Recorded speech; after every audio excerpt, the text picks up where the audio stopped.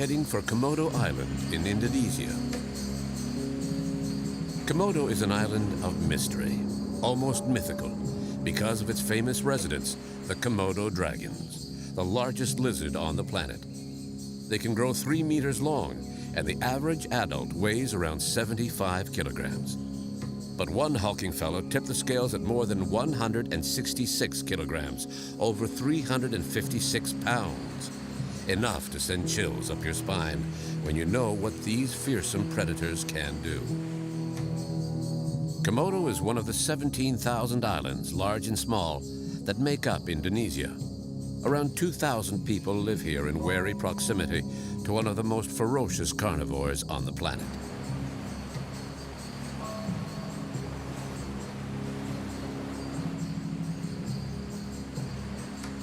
The rugged island terrain consists of broad mountain valleys, savanna, and arid plains, characteristic Komodo dragon habitat.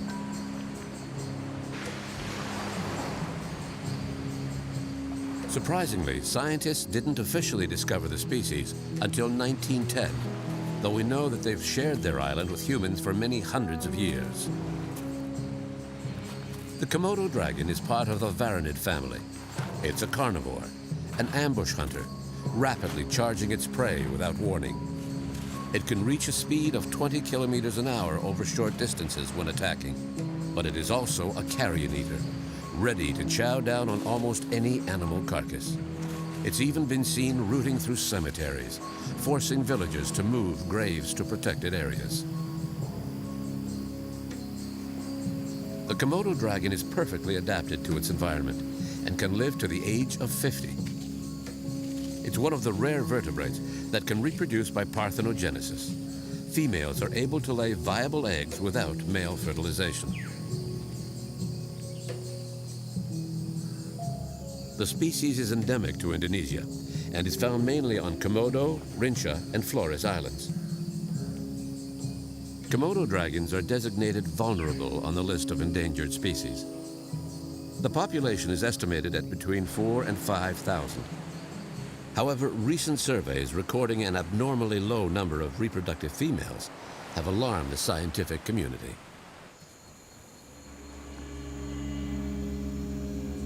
In 1980, a national park was created for their protection. Park authorities are mandated to protect the territory essential for their survival, as well as ensuring that the Komodo dragons and their human neighbors can safely share the island. Biologists monitor the Komodo dragon populations throughout the vast Indonesian territory. Ahmad and Denny work for a local NGO, and over the years, they've become experts in all things Komodo dragon.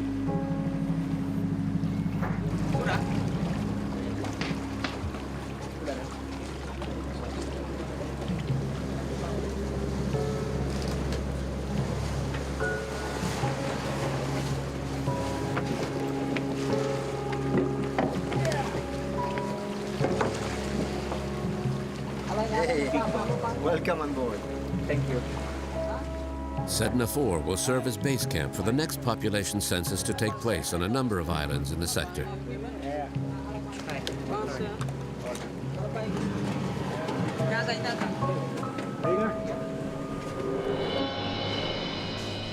Okay, so here we are, the famous Komodo Island, Rinca. Where do you work mainly? We have 10 sites. So we work in Komodo Island, Rinca Island, Nusa Kode Island, and also Gilimatang Island.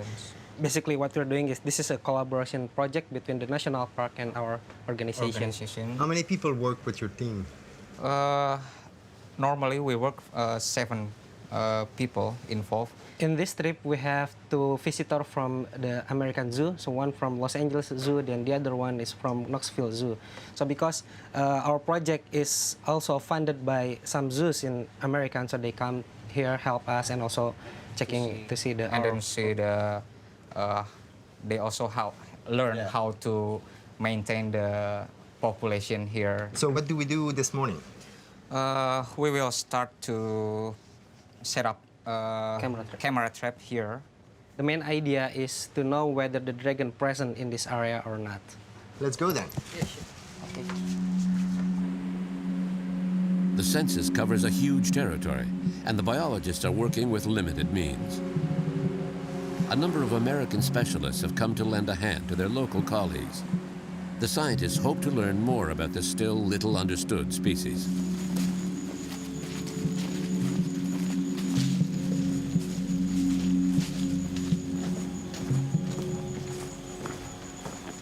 This place is unique. Every time I wake up in the morning and I walk outside, I see something that I've either never seen before or only seen on TV, you know, only read about. It's truly like waking up in Jurassic Park.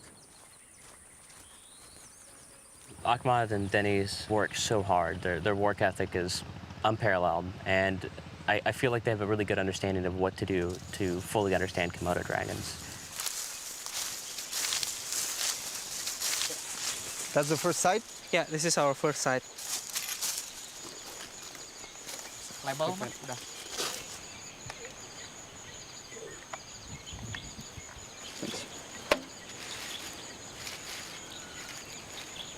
You use goat all the time, or? Always goat, because that's the best. Goat smells really bad, Yeah. and I think it's the best bait for attracting the dragon.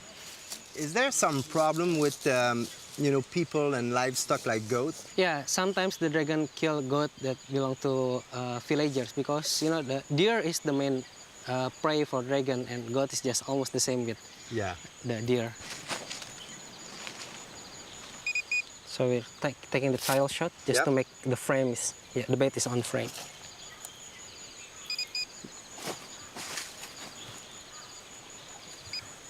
Smile.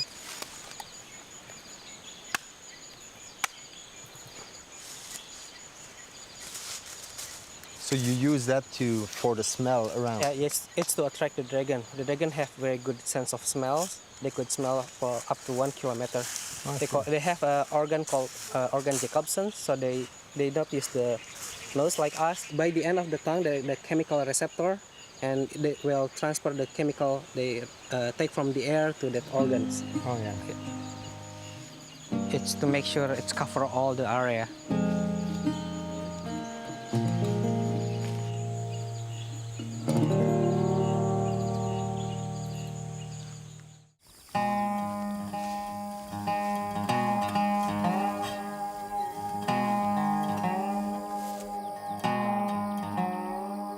On Komodo Island, the favorite prey are deer, goats, and water buffalo.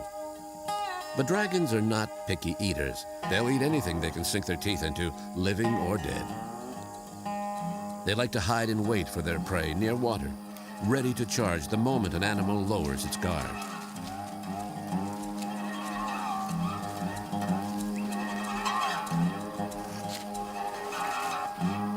On the exterior, they seem like this otherworldly, you know, anachronistic creature that still exists on this earth.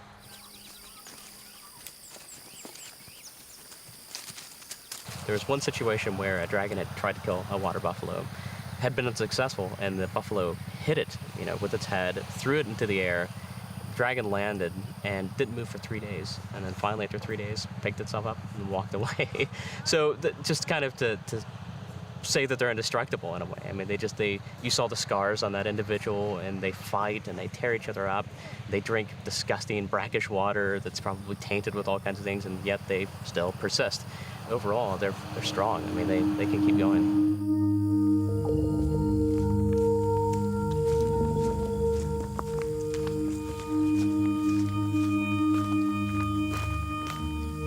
The biologists have set up a number of motion detector cameras all over the area. The smell of decomposing goat meat attracts the dragons within camera range, and their visit is documented. No doubt about the smell.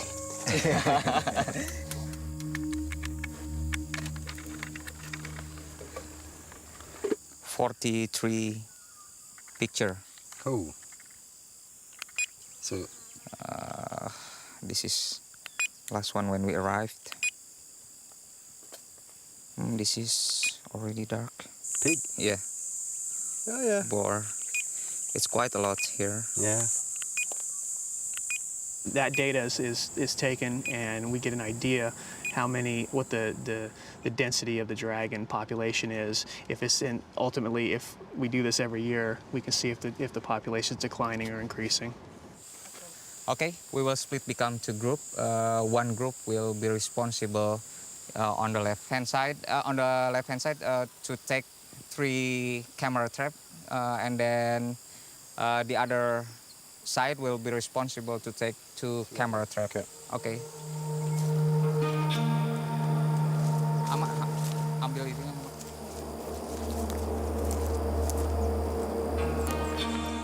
Denny leads the way. We have to keep our eyes open because dragons are experts at camouflage.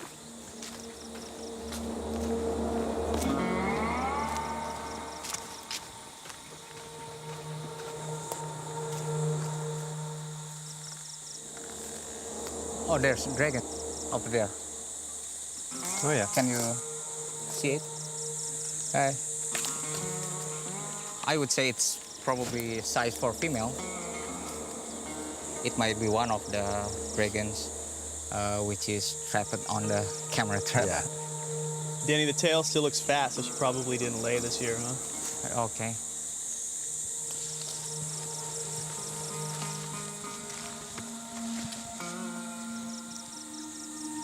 So this is a female. We think it's a female. She's not very big. In fact, she's probably about my height.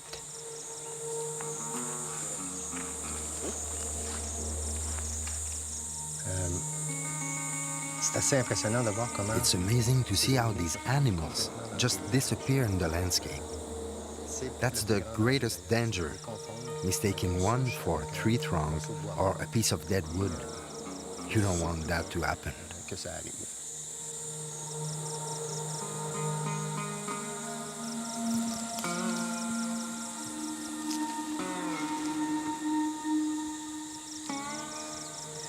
Based on her body condition, she's probably hasn't laid eggs this year. She's still got a lot of fat stored in her tail. She looks very healthy. Oftentimes you're walking down the trail and you're not paying close attention, and next thing you know, you're a couple meters away from a dragon.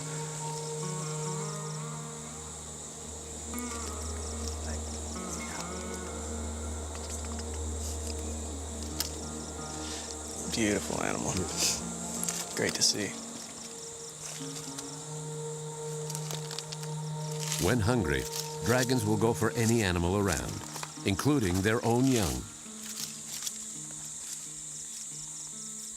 There is kind of like shift between adult activity and hatchling activity. So in the morning, early in the morning when the adult one active, all the baby will be on the tree just to avoid cannibalism. Yeah. And then once the big dragon just slug just because too hot, and then they can go to the ground. Okay. That's what we found so far from radio tracking study. Sometimes I would say female also, if the male can have opportunity, they will kill the female. That's right. That's happening in the zoo also. Yeah. Yeah. Is there something that they don't eat? Everything that Vegetables. only vegetables. Everything. They are top carnivore here. The Indonesian government and the Indonesian National Park Service protect the dragons very well. It's the poaching, actually, of the prey items, the deer, the Sunda deer. They're a source of food, and without the deer, the Komodos would struggle.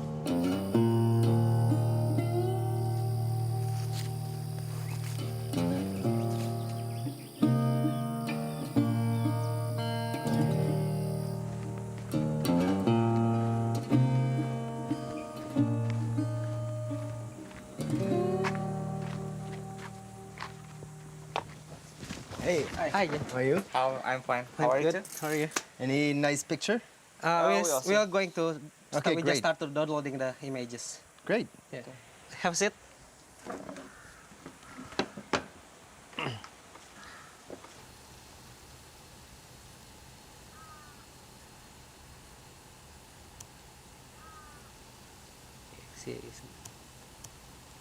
Wow, It's big one.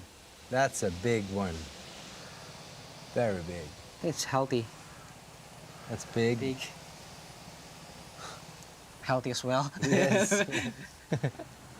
So this camera is record not only dragon but any animals that any movement. Too big. Chicken. Chicken. Jungle fowl. Can you do some photo ID with dragon to recognize them? I suppose it's when they very- have big scar, but it's too difficult. It's very difficult. You know, there are some researchers use the camera to trying to identify how many dragon Individual. They trying to use the macro capture method. Yeah. Because I think it's only could be done to animal that can be distinguished by the images pattern, For like example, tiger. tiger, Yes. also the rhino.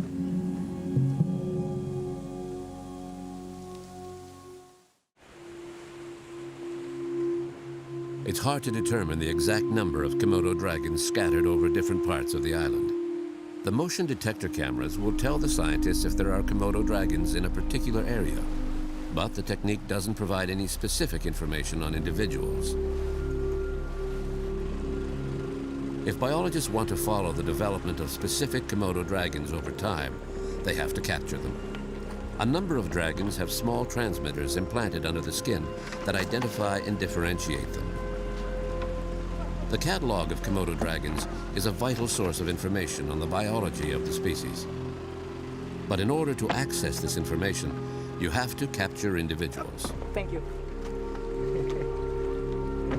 The whole team meets at the entrance to Komodo National Park. For us, it's a big day. Capturing and handling this dreaded and powerful animal is a real challenge. Oh yeah, okay. Everyone is assembled and ready for action. The modular cages will be carried into the heart of dragon habitat. The biologists are confident they'll be able to catch one of the animals tagged in previous captures.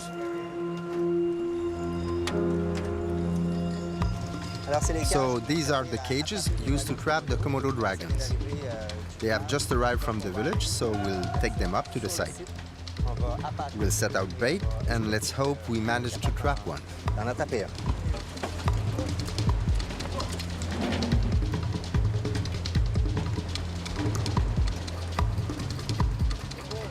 Recapturing dragons is the only way to monitor the development of individual animals. And population monitoring allows biologists to track the animal's health over time and observe the growth of the Komodo dragons in ideal conditions. The national park is the last peaceful haven for this endangered species.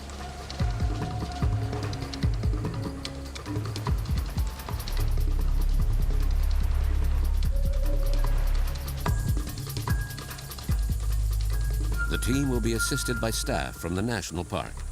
These park wardens have enormous experience in dragon territory and know how to react in the event of an attack. But no weapons. They defend us using only sturdy forked sticks to push the dragons away. One trap will be set up here. Okay.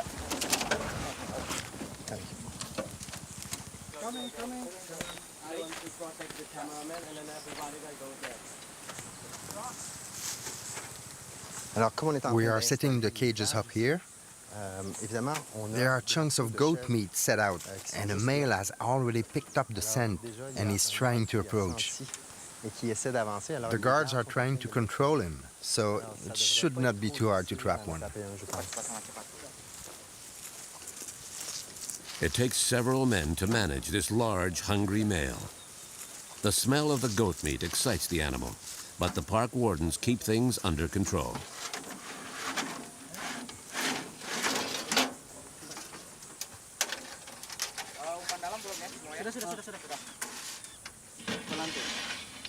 There are 3 bait that we put. One is in the front, the other one in the middle part, and the other one is tied to the string to the mechanical, so it's activated. So when the dragon came, they will grab the first one, the second one, and when he grabbed the third one,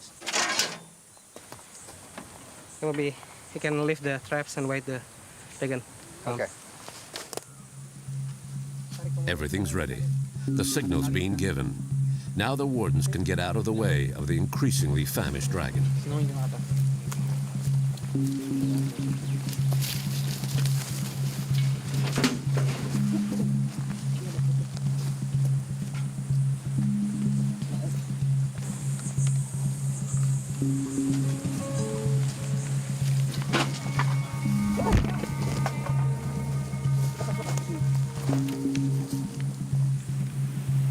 We've got to be careful not to get bitten because they charge very quickly. It's amazing.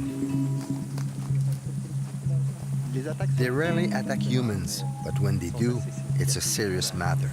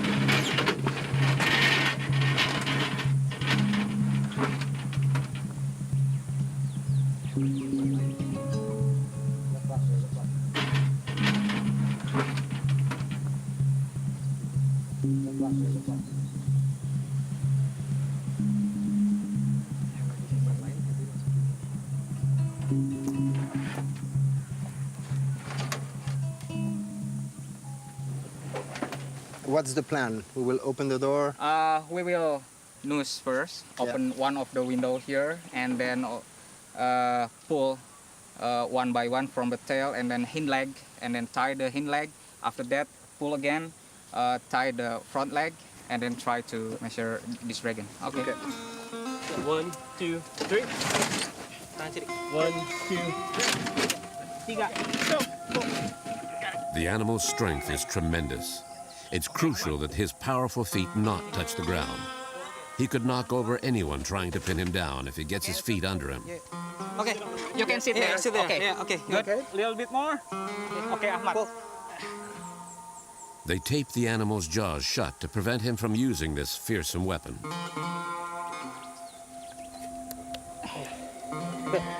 Karung. Oke, sidik lepas. Sidik lepas. Now we're gonna check the dragon whether it's been tagged or not. So we usually put the tag on the right hind leg. So you're gonna check it with this thing. Yep. Yeah, so it's already. Okay. There's already ID. And I'm gonna check. So can help. Yeah. 000 643 58BA. So we're gonna check the record, whether it's from this island or from other islands. Just make sure. Yeah. The first time we catch this animal is on 2004. So it's 10 years ago. Okay? What is the weight or the length? Total length, total body length? Only 10 kilograms. 10 kilogram. Wow. It's still. Now I would say this is 60 kilogram. We'll see later. Yeah. We will And see. the total length only 1.8 meters. We have to measure the snout vent length because if the total length is important, but just because the dragon is not regenerate their tail, so this is the important one.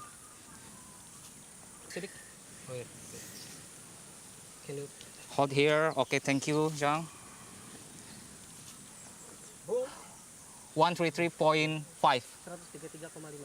Total body length 2.66. 2.66. Pull him. Up. Up.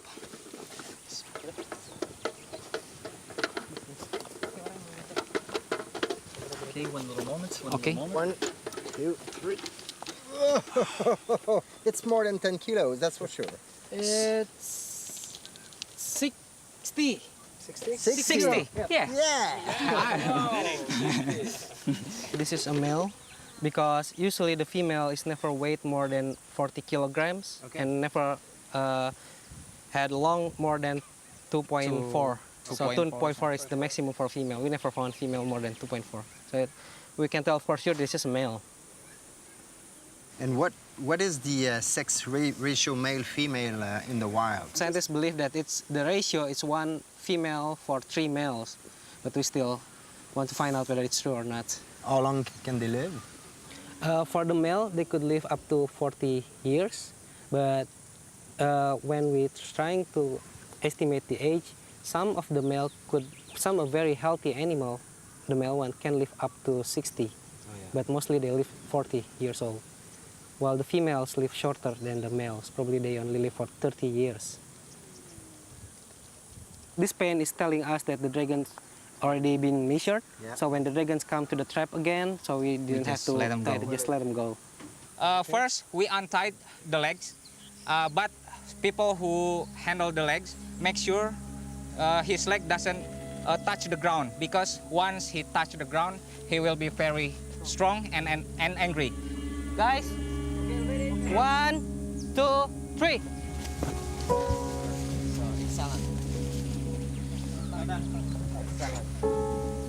He's angry.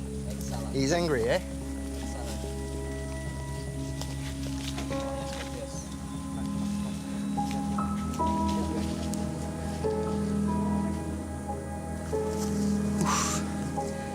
The strength of these animals is incredible. Wow. He's not happy there.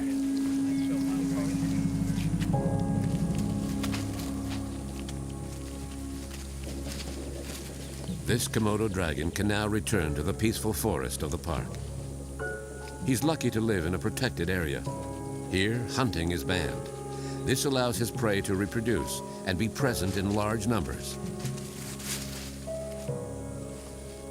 When food is abundant, the dragons rarely fight each other. But that's not always the case on other islands where there is less prey and where cannibalism has been observed.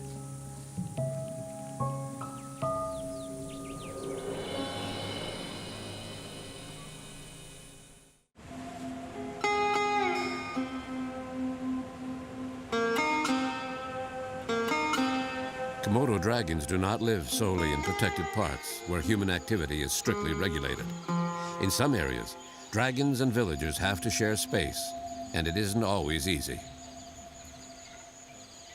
What is the relationship between the villagers and the Komodo dragons? There is a mythology. The Komodo dragons actually family with the villagers. And also, when a dragon came into the village, for example, when they smells food, and the people didn't try to harm the dragon, they just pushed the dragon away.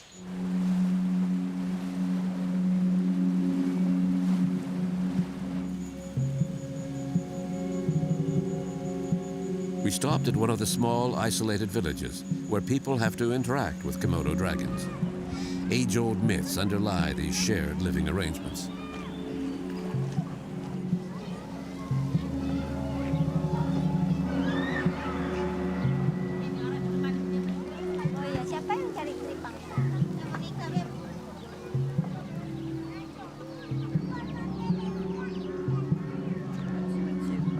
Nice to meet you. John. John, where come from? Canada. Canada. When I was a little girl, my parents told me a story of a woman who gave birth to twins, one a human, the other a dragon. The dragon ran into the forest. Since that time, we have a blood tie with the dragons, a tie so strong that we are forbidden to kill them. We are not allowed to harm them in any way. The dragons are actually humans with tails.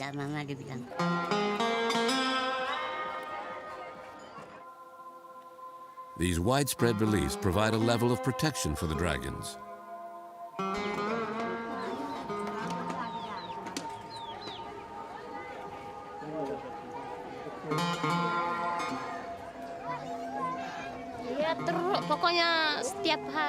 Dragons often attack cats or goats. One came right into my kitchen and ate my cat. Kucing.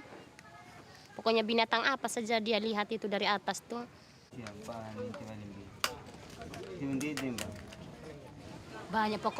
Traditionally, all families kept goats. Not anymore, though, because they'll just get eaten by dragons. Tapi habis. Bagus. This is where the dragons live. It's their home. And that's just fine because tourists come here to see them. Kalau dia ganggu kita kan kita usir sejak. It's fine with me if they attack cats, chickens, and goats, but not our children.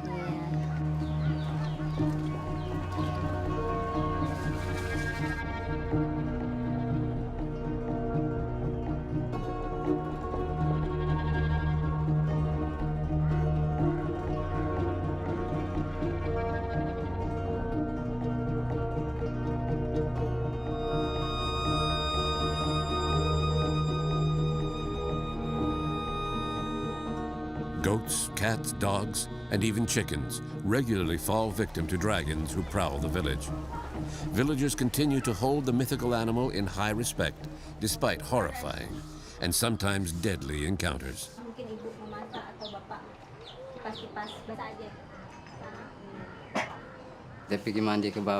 It was a Friday. The children were all making their way home after a day at the beach.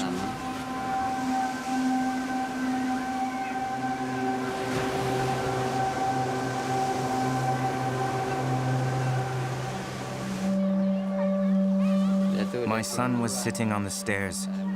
All of a sudden, a dragon leapt on his legs and threw him to the ground.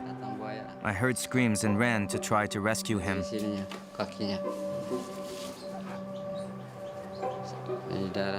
When I got outside, there was blood everywhere. His belly had been ripped open.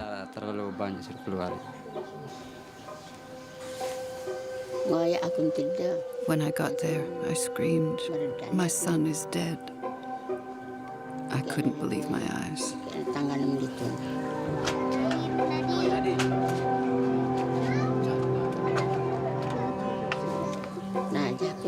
I felt his last breath, and I fainted. When I woke up, my child's body looked like the carcass of a dead animal.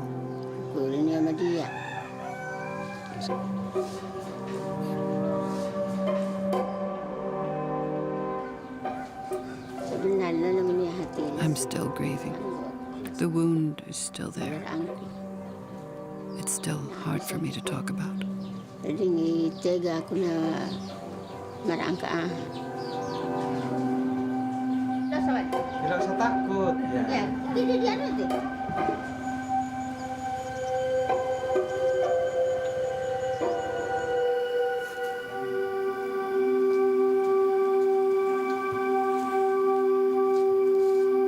Nenek, kita dengar ada kejadian buruk menimpa nenek dengan buaya. Ya, bisa diceritakan apa yang terjadi, Nenek? I was alone walking in the forest. A dragon came up behind me and bit down on my hand.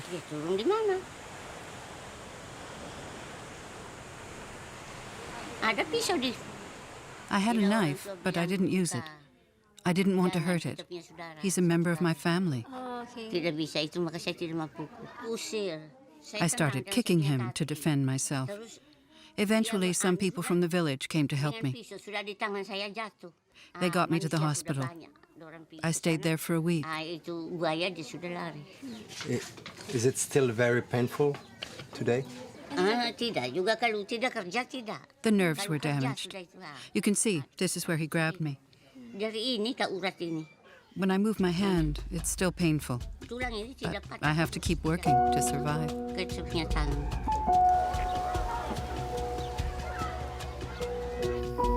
Komodo dragons are natural predators, designed to kill their prey. That's why they're at the top of the food chain. They've been on the island much longer than humans have. They lived in ecological balance with the other species in their ecosystem before their territory was occupied. For them, hunting for food is essential for their survival. It's also the role they play in nature, their vital function within the great chain of life.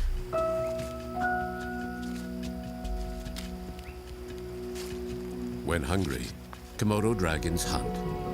With no concept of right and wrong, they don't distinguish between a goat, a deer, or a child.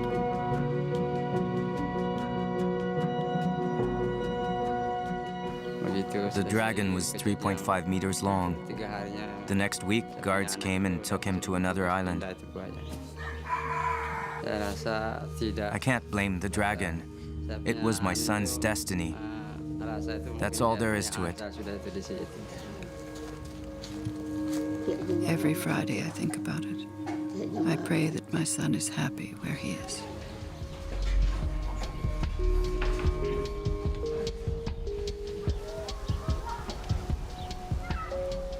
Destiny? Well, maybe. When individual lives are ruled by a society's values and beliefs. In the past, goats were sacrificed as offerings to satisfy the appetite of the predators and ward off attacks. But animal protection groups opposed the practice, declaring it cruel and immoral. So the children have learned to be wary of the Komodo dragons, who share their village, their playgrounds, their daily lives. But an ambush can happen anytime. Yet here, it's all put down to destiny.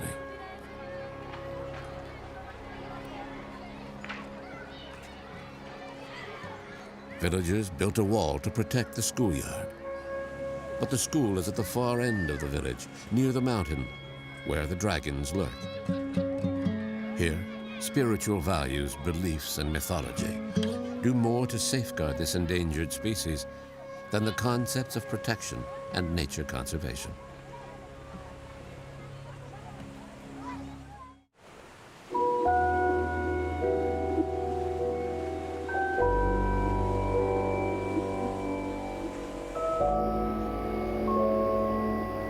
Did you have any incident yourself? Were you bitten by a dragon before? For this research, we catch almost 1,000 individual dragon, and one dragon can there several times, so it's almost more than 2,000 captures, and there's no accident. That is something that we're always proud of. Yes, of course. I think as long as we respect wild animal as wild animal, it won't become a big problem. So we can learn how to catch the dragon, safe for the dragon, and then also safe for researcher also. But in reality, there's no safety for this endangered species. I would say their biggest threat would be any kind of loss of interest. You know, this park is good and it's stable right now, but I would say if people tend to stop being interested for whatever reason, I worry that they may not protect them as well as they should. They may not be as vigilant in protecting them, and that could be a problem.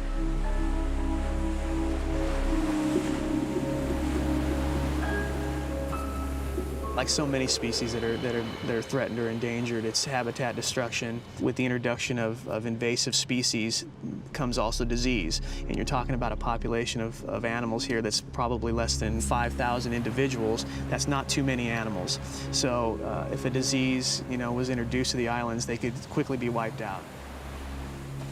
Despite the many threats to its precarious existence, no one wants to see this extraordinary carnivore disappear. The Komodo dragon represents much more than a formidable predator within an ecosystem. Here, it's considered a full member of the family of living beings. Only time will tell if these traditions can spare the largest dragon on the planet from extinction.